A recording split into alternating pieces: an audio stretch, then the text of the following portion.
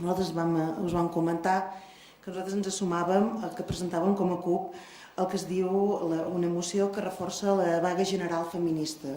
Una vaga general que ha estat convocada pel sindicat CGT, la CNT i l'Austec.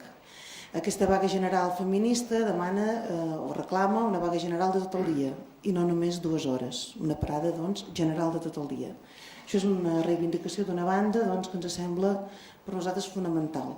Tot el dia vaga general. Però no podem negar que és la societat patriarcal en la que vivim i que tergiversar això, canviar això vol dir fer-ho d'una manera contundent.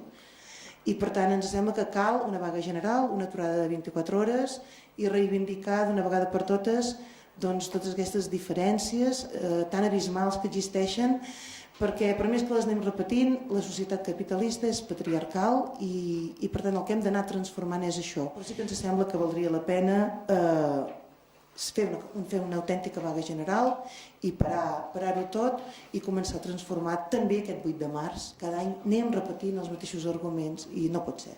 Hem de començar a canviar les coses. Ens sembla que ha de ser una vaga general, ha de ser una aturada, perquè això és el canvi que necessitem. Són canvis lents i molt lents, però que necessiten ens sembla, i des de la manera que se'ns ha convocat a nosaltres, un cop de puny fort sobre la taula i aturar-ho tot, aturar les màquines i aturar-ho tot perquè ens sembla tan important com qualsevol altre moment en què també hem set capaços tots d'aturar-nos, d'aturar el país i de prendre decisions importants. I ens sembla que ara és el moment de fer-ho i venim d'un sistema, com dic, patriarcal totalment, i per més que anem fent cosetes o el desvestim i el tornem a canviar una mica, és molt difícil notar que avancem. Vots a favor de la moció, vots en contra, abstencions no n'hi ha, per tant donaríem la moció per aprovada.